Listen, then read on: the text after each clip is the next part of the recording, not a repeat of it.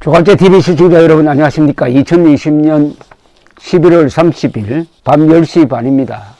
이스라엘이 한 것으로 보이는 이란 과학자 파흐리자데 암살 사건이 세계적 화제가 되고 있습니다.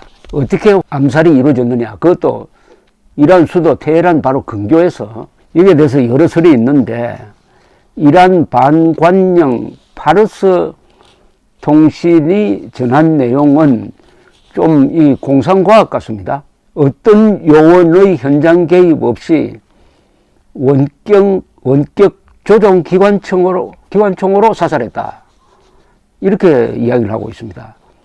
이 파르스 통신을 이스라엘의 언론이 인용 보도를 한 상황은 이렇습니다. 파흐리자데 부부는 27일 아침에 경호 차량들이 앞뒤를 호위하는 가운데 수도 테헤란 동쪽의 별장 지역 아부사르드로 향하고 있었다는 겁니다. 그런데 앞서가던 경호 차량이 이 사정거리에 진입하는 순간 암살 작전이 시작되었다. 그런데 수많은 총탄이 파흐리자데가 탄 방탄 차량에도 쏟아졌는데, 파흐리자데는 자신이 공격받는 줄 모르고 총격음이 어디서 나는가 싶어서 그 차에서 내렸다는 겁니다. 내리는 순간 150m 떨어진 곳에 주차하고 있던 닛산 차량에 실린 원격 조종 기관창이 작동해가지고 파흐리자데는 옆구리에 2발, 등에 1발을 맞았고 등의 1발은 거의 척수를 관통했다. 직후 그 닛산 차량은 폭발했다. 그런데 이 파르스 통신에 따르면 닛산 차량의 소유주는 암살 작전 한 달 전인 10월 29일에 이미 이란을 출국했다, 이런 식으로 이제 보도를 했습니다. 그러니까 원격 조종 기관총의 사격을 받았다는 겁니다. 그런데 배후로 지금 의심받고 있는 이스라엘 언론 매체들은 현장 사진을 분석한 많은 군사 전문가들의 의견을 전하고 있는데, 원격 조종 기관총이라는 이 파르스의 보도에 대해서 의문을 표시한답니다. 파흐리자데 부부가 탄 차량을 겨냥하여 정밀하게 이루어진 총격인데, 이거는 원격 조종 자동기관총으로는 쏠 수가 없고 고도로 훈련된 무장 요원들의 솜씨에 걸맞다 라고 전했습니다. 뉴욕타임스는 먼저 로타리에 세워져 있던 닛산 차량이 폭발하면서 인근 송정 탑이 쓰러졌고, 이어서 인근의 차량과 모터사이클에서 나온 12명의 저격 요원들이 파흐리자데 부부의 차량에 총격을 가해가지고 경호원까지 죽였다, 뭐 이런 상황인데, 가장 확실한 것은 이스라엘 모사드 암살단이 단 한 명도 붙잡히지 않았던 겁니다. 이 이스라엘은 자신의 정보기관이 해외에서 활동을 하다가 붙잡히면 그것을 인정합니다. 그리고 공개를 하고 어떻게 하든지 송환받는 노력을 하는데, 이번 경우에는 붙잡히지 않으니까 이스라엘 정부가 우리가 했다라고 할 필요가 이제 없게 되었습니다. 이스라엘 에너지 장관은 텔레비전에 나와가지고 이란 내 암살은 누가 했든지 이스라엘뿐 아니라 중동 전 지역과 세계에 도움이 된다, 즉 핵무기 개발하는 사람을 무력화시켰다, 이렇게 이야기를 합니다. 그런데 그럼 이스라엘은 핵무기 개발 안 합니까? 이스라엘은 이미 60년대에 핵무기를 개발해가지고 지금 한 400개의 핵폭탄을 갖고 있습니다. 그러나 절대로 우리가 핵무기 가지고 있다라는 이야기도 안 합니다. 그냥 부인도 하지 않아요. 누가 봐도 핵강국입니다. 그럼에도 불구하고 이란이 핵 개발하는 것은 가만두지 않겠다, 시리아가 핵 개발하는 것도 가만두지 않겠다, 이라크가 핵 개발하는 것도 가만두지 않겠다 해가지고 이렇게 암살, 폭격 이런 걸 통해서 무력화시킵니다. 우리는 어떻습니까? 우리는 핵무기가 없어요. 그런데 북한이 핵무기를 개발해 왔는데 영변 핵시설을 폭격하자는 이야기도 안 하고, 영변 핵시설의 과학자들을 암살하자는 이야기도 안 하고, 천안함 폭침을 지령한 김영철을 암살 납치해야 된다는 이야기도 하지 않고, 김영철의 상관인 김정은을 뭐 어떻게 무력화시켜야 된다는 이야기도 하지 않으니까 북한한테 만만하게 보이는 거 아닙니까? 앞으로 우리나라 대통령 후보가 나와서 인기를 얻을 방법이 하나 있습니다. 그거는 만약 북한이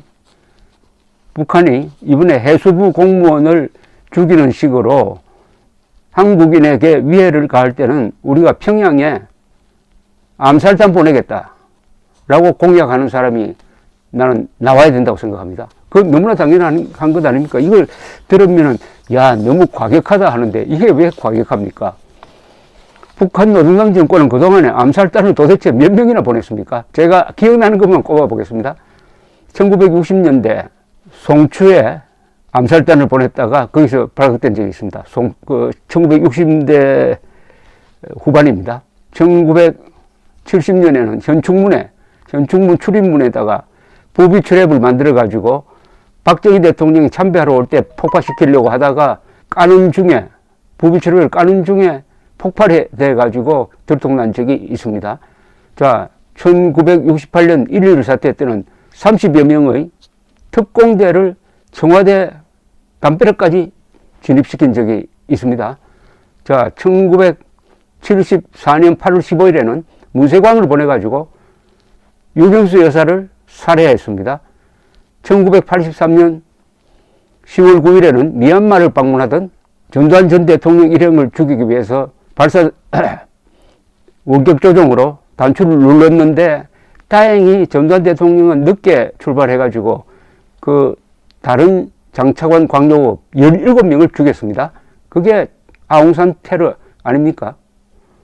이 정도로 했으면은, 그리고 1987년 11월 유명한 김현희의 대한항공 폭파 사건, 그리고 천안함 폭침, 연평도 포격, 이번에 해수부 직원 사살 사건, 이걸 다 합치면은 우리는 북한에 암살단을 몇 번이나 보낼 권리가 있는 겁니다. 이스라엘 같으면 벌써 했죠. 이스라엘 같으면은 북한 핵 개발하는 기술자는 모조리 다 죽었을 겁니다. 그리고 김정일도 암살됐을 가능성이 상당히 높습니다. 국가의 존립에 관련된 이 핵무기 개발하는 적을 대한민국 역대 정부는 어떻게 했습니까? 좌파 정부는 도와줬잖아요. 핵 개발 자금으로 쓰라고 4억 5천만 달러를 보낸 사람이 누굽니까? 4억 5천만 달러를 보낼 게 아니라 암살단을 보내야죠. 암살단을. 이스라엘이면 그렇게 했을 겁니다. 우리는 이스라엘처럼 살아야 할 나라인 것입니다. 그런데 이 이스라엘은 이 국가 안보에 관한 이 암살을 공개적으로 합니다. 암살단을 아예 만들어 버립니다. 이 암살작전, 특공작전의 역사는 이스라엘처럼 긴 목록을 가지고 있는 나라가 없습니다. 제가 대충 메모를 해봤어요. 1960년으로 거슬러 올라가는데 5월 이스라엘 해외 담당 첩보기관 모사드는 하렐 부장이 직접 아르헨티나 수도 부에노스아이레스에 가가지고 유대인 학살을 지휘했던 나치의 아돌프 아히만을 납치해가지고 항공회사 LR 편으로 데리고 왔습니다. 2년 뒤에 재판하고 교수형에 처했습니다. 그리고 1969년 12월 이스라엘 공수부대의 특공대 66명은 세 대의 헬기에 나눠 타고 수에즈 운하를 건너가서 이집트 영토 내로 약 60km쯤 진입해가지고 사막에 착륙한 뒤에 소련제 P-12 레이더 기지를 습격해가지고 아예 2.5톤 된 레이더를 해체해가지고 헬기로 가져왔습니다. 1976년 7월 유명한 엔테베 작전. 이스라엘 특공대는 4대의 허큐리스 수송기에 나눠 타고 아프리카 깊숙이 날아갔습니다. 팔레스타인 테러단이 납치한 에어프랑스 여객기에는 246명의 승객이 타고 있었는데 그중 77명이 이스라엘 시민이었습니다. 이들을 구출하기 위해서 우간다의 엔테베 공항에 6일째 응유되어 있던 인질 구출 작전에 나섰는데 이게 바로 엔테베 작전입니다. 우간다의 독재자 이디 아민으로 변장한 이스라엘 군인이 수송기에서 지프차를 타고 내리는 바람에 공항 경비병들은 외국 순방 중이던 아민이 귀국한 것으로 착각했습니다. 그 사이에 습격을 해가지고 구출을 했고 구출 작전에서 인질로 잡혔던 사람 3사람이 죽었습니다. 그리고 여기에 참여한 수십 명의 특공대 이스라엘 특공대원 중에서는 딱 한 명이 죽었습니다. 이 사람이 바로 지금 이스라엘 총리 네탄야후의 형이었어요. 1986년, 81년 6월 이스라엘 공군은 이라크가 핵무기 개발용으로 건설 중이던 오시라크 원자로를 폭격했습니다. F-16, F-15 편대는 사우디아라비아 상공으로 우회해가지고 이란 쪽으로부터 공습을 단행을 했습니다. 이라크 측에서는 한동안 이란 공군기가 날아오는 줄 알고 대응을 하다가 원자로 날아가고 말았습니다. 1985년 10월 1일 이스라엘 공군 F-15 편대는 튜니시아에 있는 팔레스타인 해방기구 본부 건물을 폭격해가지고 75명을 죽였습니다. 공중급유를 받아가면서 1900km를 날아와가지고 폭격한 이스라엘 편대는 단 한 대의 손실도 없이 귀환했습니다. 1986년 10월 이스라엘의 핵개발 비밀을 많이 알고 있는 이 바누누란 사람이 영국에 가가지고 인터뷰를 하려고 하는 정보를 얻어가지고 이스라엘 모사드가 미인계를 써서 이 바누누를 납치해 옵니다. 납치해 와서 감옥에 쳐넣어버립니다. 납치는 로마에서 이루어졌습니다. 완전히 주권 침해입니다. 그래도 핵 문제에 관한 한 우리는 참을 수 없다 이렇게 된 거죠. 1988년 4월 16일 이스라엘 특공대는 튜니시아 해안에 상륙해가지고 팔레스타인 테러 조직의 주요 인물인 아부 지하드를 그 집에서 암살한 뒤 철수했습니다. 이스라엘군은 이 작전을 지휘하기 위하여 전자전 통제기를 지중해 상공에 띄웠는데 당시 이스라엘군 참모 차장 에우드 바락이 이 비행기를 타고 지휘하고 했습니다.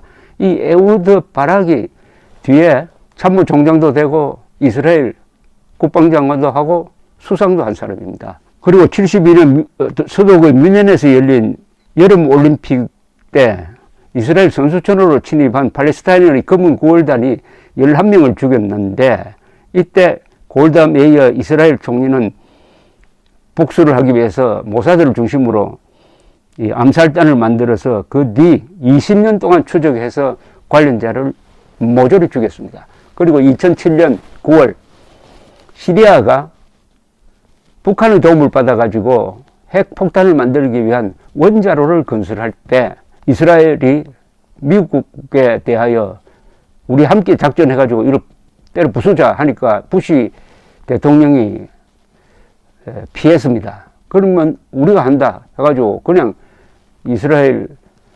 요격기가 아니죠. 폭격기 5대가 들어가서 간단하게 해치우고 말았습니다. 그건 우리 한국에도 상당히 영향력이 있는 겁니다. 이번에 암살된 이 사람은 북한과 공동 핵 개발을 하는 거 아니냐 하는 의심을 받고 있는 사람입니다. 이렇게 등등 암살을 하나의 국가 정책으로 하는 이런 이스라엘이니까 이스라엘 사람을 아랍 사람들이 잘 못 건드리죠, 이제는. 제가 이스라엘 취재를 몇 번 했는데 이분들이 경호에 별 무관심해요. 기갑사단 기념식에 가봤는데요, 밤에. 당시 라빈 수상이 경호원도 데리지 않고 왔다 갔다 하더라고요. 야, 저러면 좀 위험하지 않느냐 했는데 그 며칠 뒤에 제가 라빈 수상을 인터뷰를 했습니다. 인터뷰하고 돌아오고 그 다음날에 돌아오는 중에 라빈 수상이 다른 모임에 갔다가 암살됐습니다. 이 경우에는 누가 암살을 했느냐? 아랍 사람이 암살한 게 아니고 라빈의 평화 정책에 불만을 품은 이스라엘 대학생이 암살을 했어요. 어쨌든 이스라엘이 국가 안보를 지키기 위해서 안보 문제, 핵 문제에 관한 한 타협이 없다. 우리는 그 대신에 절대로 수도에 외국 군대를 불러들이지 않는다. 제가 취재한 이스라엘의 아주 고참 군사 전문 기자가 이렇게 이야기했습니다. 외국 군대가 그 나라 수도에 주둔하면 그 뒤부터 그 국민들이 타락합니다. 그러니까 한국도 조심해야 됩니다. 이스라엘은 어렵지만은 외국 군대의 힘을 빌려서 나라를 지킬 생각을 포기를 했습니다. 그러니까 핵을 가지게 된 거죠. 여러 가지로 우리에게 던져주는 시사점이 큽니다. 대한민국의 자유진영이 왜 이렇게 위축이 됐느냐? 자주국방 의지를 포기했기 때문입니다. 자주국방 의지를 포기를 하면은 간첩도 친구처럼 보일 수가 있습니다. 다음 대통령이 되겠다는 야망을 가진 우파 정치인이 있다면 이걸 공격을 해야 됩니다. 김정은이가 한 번 더 한국인에게 위해를 가하면 나는 평양에 암살단 보내겠다. 어떻습니까? 감사합니다.